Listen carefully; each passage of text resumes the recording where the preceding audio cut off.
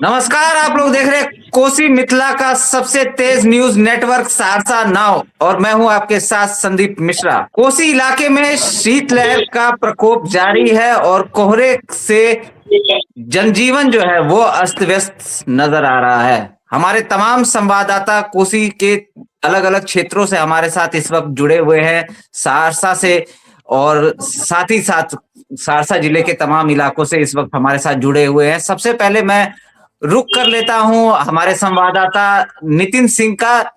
नितिन, इस वक्त आप जहां पर खड़े हैं और किस तरह से वहां पर ठंड का असर आपको देखने को मिल रहा है? संदीप, इस वक्त मैं सहरसा के सदर अस्पताल, मॉडल सदर अस्पताल में परिसर में खड़ा हूँ और आप मेरे पीछे देख सकते हैं, ये प्रतीक्षालय है और बिल्कुल खाली पड़ा हुआ है। दूसरी तरफ भी आप दिखा सकते हैं, वहां पर भी खाली पड़ा हुआ है। जिस तरह से सदर अस्पताल में दिन के 1 बज रहे हैं, यहाँ पर लगभग 400 से 500 आदमी दिखाई देते थे, अभी सन्नाटा सा पड़ा हुआ है और मरीजों की संख्या, परिवारजनों की संख्या भी काफी कम है। ठंड ज्यादा होने के वजह भी यह संख्या कम हुई है। कुछ लोगों से बातचीत करेंगे। मैं आपको बताना चाहूंगा, कहाँ घर हुआ? भले यहाँ आए हैं परिवार को दिखाने? मम्मी को दिखाना। ठंड कैसा है? ठंड तो बहुत है। बहुत है। दिक्कत हो रहा है? दिक्कत हो रहा है। कहाँ से आए हैं? भली बली से। समझे बच्चा दिखाना। ठीक है, तो जैसा आप सुन रहे थे, ठंड जो है इतना ज्यादा है, लोग आ रहे हैं, यही है। ठीक है, मैं रुक कर लेता हूं हमारे संवाददाता विकास कुमार का। विकास जी, इस समय आप जहां मौजूद हैं, किस तरह की स्थिति है? और शीतलहर जारी है और कोहरे की मार इस समय सहरसा वासी झेल रहे हैं, तो कैसी स्थिति बनी हुई है और जनजीवन किस तरह से प्रभावित नजर आ रहा है आपको? संदीप, मैं बता दूं, मैं अभी नया बाजार के हवाई अड्डा चौक पे मौजूद हूँ और यहाँ पे ठंड से लोग अस्त व्यस्त हैं। और मैं कह दूं, जो यहाँ पे जो ठंड के कारण यातायात जो है वो काफी प्रभावित हुई है और लोगों का आवागमन जो है वो बहुत कम है। मैं आपको दिखाना चाह रहा हूँ, आप देख सकते हैं रोड पे जिस तरह से सन्नाटा पसरा हुआ है, लोग की गाड़ियों की संख्या कम हो गई है। लोग यहाँ पे कम निकल रहे हैं, घर से ठंड से बचने का प्रयास कर रहे हैं। कुछ लोग यहाँ पे मौजूद हैं, मैं आपसे उनसे भी बात करवाना चाहूंगा। जो ठंड यहाँ पर है, ठंड में घर से निकले हैं, कैसा क्या महसूस कर रहे हैं आप?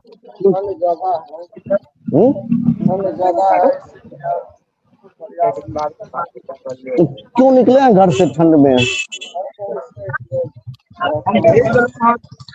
निश्चित, तो मैं संदीप मैं बता दूं, ठंड का समय है और ठंड के समय में लोग बचना चाह रहे हैं और ठंड के समय में कुहासा अत्यधिक रहने के कारण दुर्घटना की भी संभावनाएं बढ़ जाती है और दुर्घटनाएं भी की संख्या जो है वह बढ़ गई है। अस्पताल में जो मैं बताऊं, जो सदर अस्पताल में वो मरीज जो है, दुर्घटना से ग्रस्त जो मरीज है, वो उसकी संख्या बढ़ गई है। जी संदीप। विकास जी, प्रशासन की तरफ से कोई अलर्ट या कोई एडवाइजरी जारी की गई है अभी ठंड को लेकर के? प्रशासन के तरफ से अलाव की व्यवस्था की गई है, मगर ना काफी है। कहीं कहीं अलाव की व्यवस्था की गई है, जो जहां अलाव की व्यवस्था होनी चाहिए वहां पे अलाव की व्यवस्था नहीं की गई है। जैसे मैं बता दूं, पुलिस लाइन में अभी तक अलाव की व्यवस्था नहीं की गई है। जो आपको जिला स्कूल है वहां अलाव की व्यवस्था नहीं की गई है। दालान चौक है, वहां पे अलाव की व्यवस्था नहीं की गई है। मैं कहूं, जो जिला प्रशासन अभी भी न काफी है। कहीं भी अलाव की व्यवस्था जो होनी चाहिए थी, जहां पे अलाव आग की व्यवस्था होनी चाहिए, वो अलाव आग की व्यवस्था नहीं की गई है। जी संदीप। ठीक है विकास, मैं आपके पास लौटूंगा। मैं रुक कर लेता हूं हमारे संवाददाता मिथिलेश कुमार का। मिथिलेश जी, आप जिस क्षेत्र में इस समय मौजूद है, वहां पर किस तरह से ठंड के कारण जनजीवन जो है वो प्रभावित नजर आ रहा है? जी, सुबह जब मैं घर से निकला था, उस समय हम बैजनाथपुर से सवेला की तरफ जा रहे थे, तो जैसे सावन के महीने में जैसे रिमझिम फुहार पड़ता है, उसी तरह से रोड पे गिर रहा था। जैसे रोड बिल्कुल गीला हो गया था, जैसे लगा कि बारिश का मौसम है। और इस वक्त हम मौजूद हैं सौर बाजार के अजगेवा पंचायत में। यहाँ पर पूरे गांव का हम तहकीकात कर लिए हैं। तो यहाँ पर स्थानीय जो एक पंचायत की मान ले, पंचायत के द्वारा भी कोई व्यवस्था नहीं की गई है और हमारे आसपास में 1-2 लोग भी हैं, बड़े बुजुर्ग भी हैं,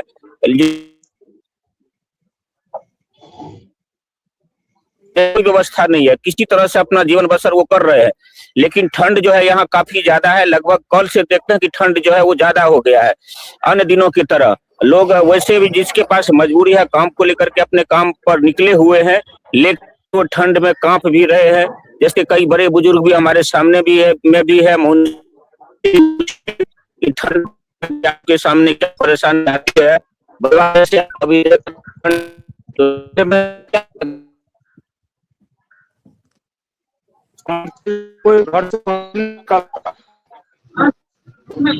संदीप, लगता है मिथिलेश जी आपकी आवाज नहीं आ पा रही है। मैं रुक कर लेता हूं हमारे संवाददाता अखिल मल्होत्रा का। अखिल, आप इस समय जहां मौजूद हैं, क्या स्थिति है वहां की, और मौसम में किस तरह से गिरावट दर्ज की गई है, क्या स्थिति बनी हुई है, लोगों को किस तरह से इस ठंड में बचाव कर रहे हैं अपना? देखिए, पूरे सहरसा जिला जो है वो एकदम शीतलहर से जो है वो गुजर रहा है। कड़ाके की ठंड ने सहरसा जिले में जनजीवन पर बड़ा असर डाल दिया है। लगातार गिरते तापमान और चल रही ठंडी हवाओं की वजह से सुबह और शाम शहर की सड़कों पर सन्नाटा सा छाया रहता है। लोग जरूरत पड़ने पर ही घरों से बाहर निकल रहे हैं। हाँ, बस स्टैंड की बात करें, प्रमुख चौक चौराहों की बात करें तो अलाव के आसपास लोगों की भीड़ नजर आ रही है और चाय दुकान पर भी गर्माहट तलाशते ग्राहकों की संख्या बढ़ गई है। ठंड का असर सबसे ज्यादा देखिए मजदूर वर्ग जो होते हैं, गरीब लोग जो होते हैं, बेघर लोग जो होते हैं, उन पे बहुत ज्यादा असर जो है वो दिख रहा है। प्रशासन की ओर से कुछ जगहों पर अलाव की व्यवस्था भी की गई है, लेकिन लोगों का कहना है कि बढ़ती ठंड को देखते हुए व्यवस्थाओं को और मजबूत करने की जरूरत है। स्कूल आने जाने वाले बच्चे और बुजुर्गों को भी ठंड में खासा दिक्कत हो रही है। वैसे अभी तो स्कूल बंद है, हाँ, और लोग जो है ठंड के वजह से बीमार भी पड़ रहे हैं। कई जगह घटनाएं भी हुई है, छोटे मासूम बच्चे जो है उनको ठंड के वजह से जो है उनकी मृत्यु हो गई है। हाँ, तो डॉक्टरों की सलाह जो है इस समय बहुत ज्यादा इंपॉर्टेंट हो जाती है।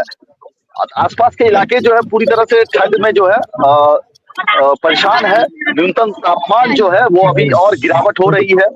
सुबह और देर रात की बात करें तो शीतलहर की स्थिति जो है वो बनी रह सकती है, बनी रहती है। और कभी कभी जब आप राहगीरों से बात करेंगे तो जो खासकर खुले वाहन में चलते हैं, जैसे बाइक की बात करें, तो उनका कहना होता है कि ऐसा लगता है कि बारिश हो रही है। इस तरह से जो है कुहासा जो उनके ऊपर गिरता है, तो इसीलिए एकदम सावधानी बरतनी चाहिए लोगों को।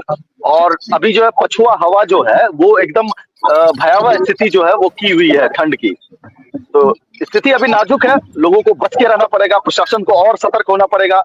लोग एकदम बिना जरूरत के तो निकले ही ना घर से। जो बेघर लोग हैं उनको बहुत ज्यादा समस्या है, उन पर सरकार का ध्यान, प्रशासन का ध्यान जरूर होना चाहिए।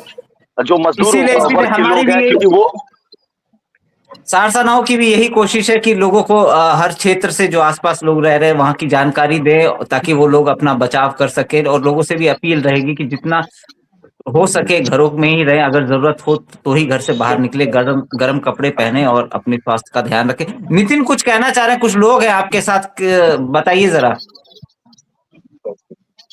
अभी मैं सहरसा के पंजीयन काउंटर के पास खड़ा हूँ, जहाँ पे कोई भी अगर मरीज आता है दिखाने के लिए तो सबसे पहले यहाँ होता है। आप मेरे पीछे देख सकते हैं संख्या कितनी कम है। जहाँ पे एक लंबी कतार लग जाती थी, वहाँ अभी आप 10 से 20 आदमी को देख रहे होंगे।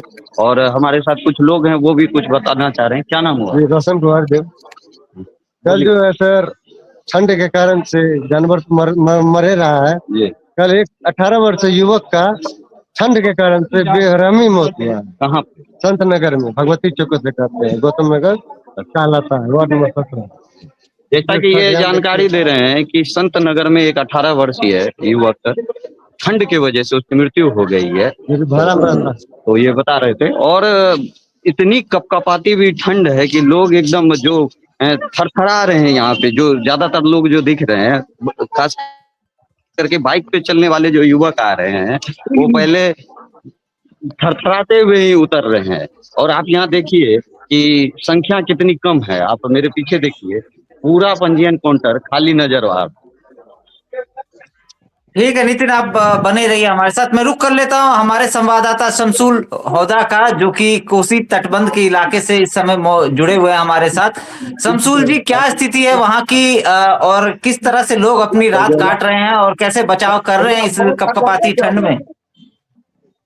जी संदीप जी, आपको बता दें कि सुबह से ही जो है सावन महीने के जो फुहारे वो बरसते हैं, उस तरह से पानी बरस रही है। रोडों पे जो है पानी जो है भीग सा गया है। लोगों को ठंड का जो है असर दिख रहा है। और हमारे साथ अभी जहाँ है कि यहाँ पे चाय की दुकानों पे लोग जो है यहाँ वो अलाउ की व्यवस्था देख करके चाय की दुकान पे लोग रुकते हैं। ये तस्वीर आपको दिखा रहे हैं, देख लीजिए। ये चाय की दुकान है और चाय के दुकान पे जो है अलाउ की व्यवस्था जो अपने से कर रहे हैं। उस चाय की दुकान पे लोगों की थोड़ी सी भीड़ भीड़ रहती है। और हमारे साथ भी हैं कुछ आदमी हैं इनसे, लेकिन प्रशासन के द्वारा जो है अलाउ की व्यवस्था तो नहीं की गई है। लेकिन ठंड इतनी बढ़ी हुई है कि रोड पे जो है सन्नाटा पसरा हुआ है। जरूरतमंद लोग जो है वो आते हैं। हमारे ये राजनपुर कानपुर मुख्य मार्ग है और मुख्य मार्ग पर जो है बिल्कुल सन्नाटा सा पसरा हुआ है। लेकिन कुछ लोग जो है यहाँ जो जरूरतमंद लोग हैं वो आते हैं बाजार करने के लिए। ये चंद्रायन चौक का बाजार है और बाजार पे आते हैं। लेकिन इस टाइम की संख्या जो है बढ़ी रहती है, लेकिन अभी बहुत कम गए हैं। जी संदीप जी। बात करूंगा शमसूल जी, किसानों पर किस तरह से प्रभाव पड़ रहा है? किसान किस तरह से अपनी, क्योंकि खेती बाड़ी में कितना असर पड़ा है, उनका जीवन किस तरह से इस समय गुजर रहा है? ये लगभग आज सुबह से ही किसानों पर जो है बहुत सारा असर पड़ा है। जो बारिश होने लगी है और पछुआ जो तेज हवा है, इसको लेकर के जो रबी का फसल है गेहूं की जो पटवन का समय अभी है, किसानों को जो लेकर वो अभी खेतों में जाना मुश्किल हो गया है। लोगों को खेतों में जा करके पटाव का जो है जो करने के लिए वो ठंड इतनी है, तेज है। अभी आप देख सकते हैं कि हम चादर ओढ़े हुए हैं, इतनी काफी ठंड है। और लोग यहाँ जो आते हैं मार्केट, वो जरूरतमंद ही लोग आते हैं। और खेत में भी जो है बिल्कुल सन्नाटा पसरा हुआ है। संदीप जी। बिल्कुल बिल्कुल शमसूल, आप भी अपना ख्याल रखें। बने रहिए हमारे साथ। मैं रुक कर लेता हूं जयकांत का। जयकांत, क्या स्थिति है? किस तरह से लोग इस समय अपनी ठंड में जो है अपनी रात गुजार रहे हैं, और किस तरह की व्यवस्था प्रशासन द्वारा की गई है? क्या स्थिति है वहां की, जरा बताएं दर्शकों के लिए। जी नमस्कार सर। यहाँ प्रशासन के द्वारा एलो का व्यवस्था किया गया है। चौक चौराहे पे, हॉस्पिटल में, ब्लॉक में, अंचल में, हर जगह जहाँ की आदमी का भीड़ थोड़ा मोड़ा लगता था पहले, वहाँ वहाँ जो है एलो का व्यवस्था किया गया है। और ठंड की बढ़ती देख करके लोगों को आना जाना बहुत कम हो गया है। मार्केट जो भी निकलते हैं, जो भी कोई काम से निकलते हैं, बहुत कम आदमी रोड पे नजर आ रहे हैं। और ठंड के वजह से एक्सीडेंट भी थोड़ा ज्यादा हो रहा है, इसलिए कि ठंडा में बाइक चलाने में उसको सही से नहीं होता है, इसके वजह से एक्सीडेंट भी ज्यादा हो रहा है रोड पे।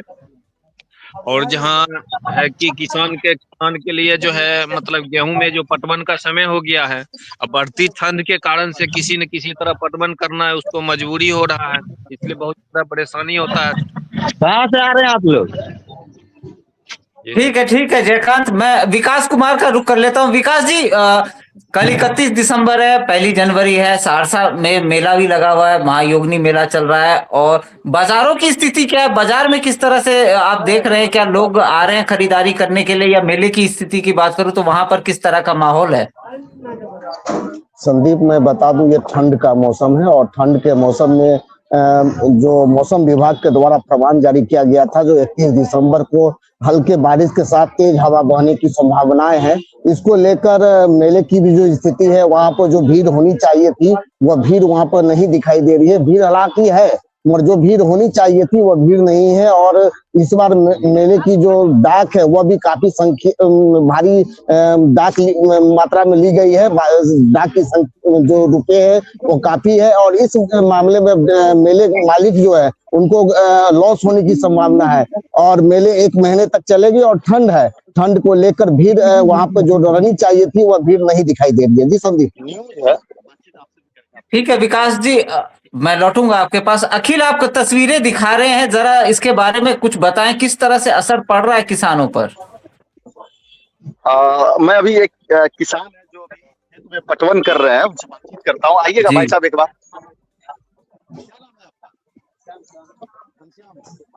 घनश्याम जी, अपना खेत है, पटवन कर रहे हैं, कौन सी फसल लगाए? गेहूं। अच्छा, आवाज देखिए इतना बड़ा त्योहार है संदीप जी। आवाज बंद करना। अखिल आवाज नहीं आ रही है। हेलो, आवाज जा रही है क्या?